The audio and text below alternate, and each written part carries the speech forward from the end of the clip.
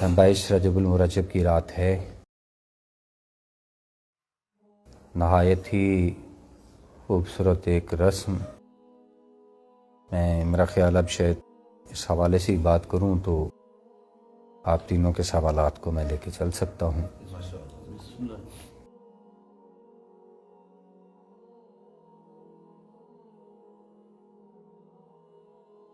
کوئی باضابطہ طور پر ایک جسے روایت کہی جا سکتی ہے،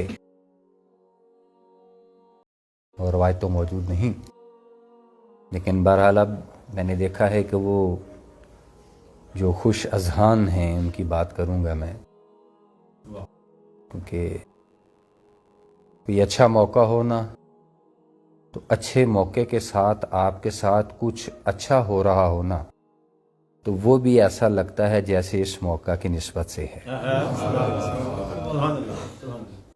ایسے ہی امام جعفر صادق علیہ السلام سے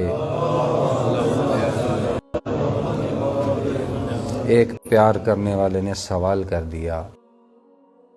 سوال کیا کیا؟ اپنی تنگ دستی کی شکایت کی۔ تو امام علی مقام نے اللہ کے اس حکم کے مطابق اسے ایک حکم کیا کہ خدا کا ارشاد ہے کہ لئن شکرتم یزیدنکم، تم شکر ادا کرو گے تو میں تمہیں اور زیادہ دوں گا۔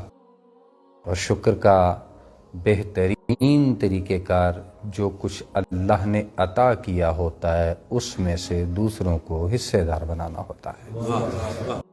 جب اس نے تنگ دستی کی شکایت کی، رزق میں تنگی کی شکایت کی، وَمِمَّا رَزَقْنَاهُمْ يُنْفِقُونَ کے زمرے میں امام علی مقام نے اسے کہا کہ تم ایسا کرو، تمہارے گھر میں جو کچھ ہے اسے پکا کے تو اسے تقسیم کر دو۔ اس نے ارشاد فرمایا مولا میرے گھر میں راشن نہیں ہے۔ آپ نے ارشاد فرمایا کچھ تو ہوگا۔ اس نے کہا جی کچھ نہیں۔ آپ نے ارشاد فرمایا کچھ میٹھا بھی نہیں ہے۔ اس نے کہا جی تھوڑی سی شکر ہوگی۔ آپ نے کہا شکر پانی میں گھول کے یا شکر کی کوئی چیز بنا کے تم اسے تقسیم کر دو، خدا تمہارے رزق میں اضافہ کرے گا۔ محفل میں بیٹھے دوسرے لوگوں نے بھی پوچھا مولا کیا ہمیں بھی ایسا کرنے کی اجازت ہے؟ آپ نے ارشاد فرمایا سب کو ایسا کرنا چاہیے، کیونکہ حکم قرآن تھا۔ پیچھے مِمَّا رَزَقْنَاهُمْ يُنْفِقُونَ کے زمرے میں بات ہو، لَئِن شَكَرْتُمْ لَأَزِيدَنَّكُمْ کے حوالے سے بات ہو، تو وہ اتفاقاً اس دن کچھ 22 رجب کی تھی۔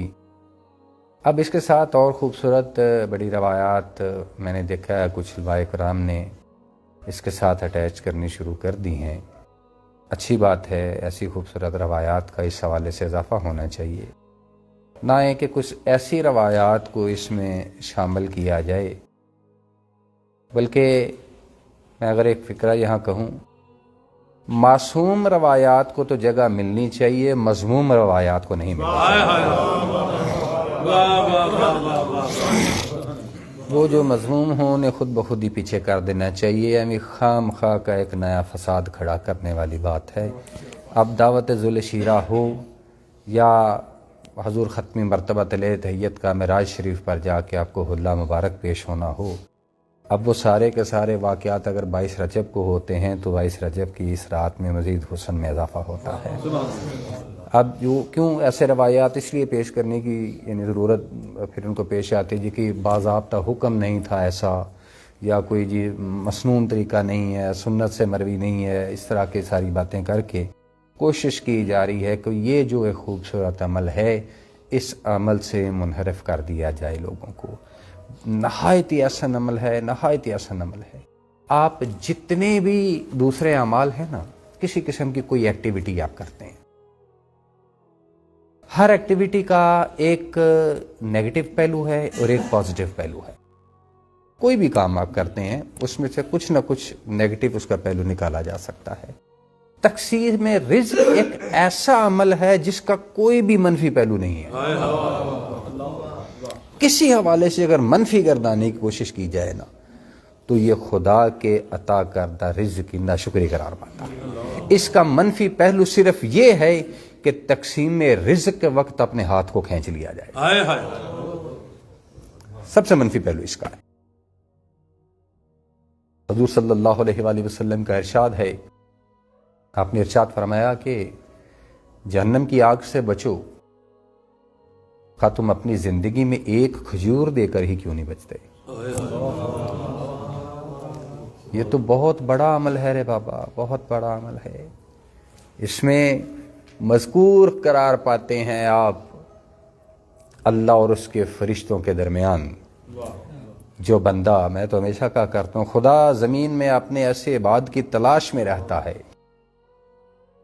جنہیں رزق میں فراخی عطا کر کے وہ یہ دیکھنا چاہتا ہے کہ میرے بندوں تک پہنچتے ہیں کہ نہیں پہنچتے۔ اگر اس نے ہم تک اپنا رزق پہنچایا ہے تو ہمیں اس کے عباد تک اسے ضرور پہنچانا چاہیے۔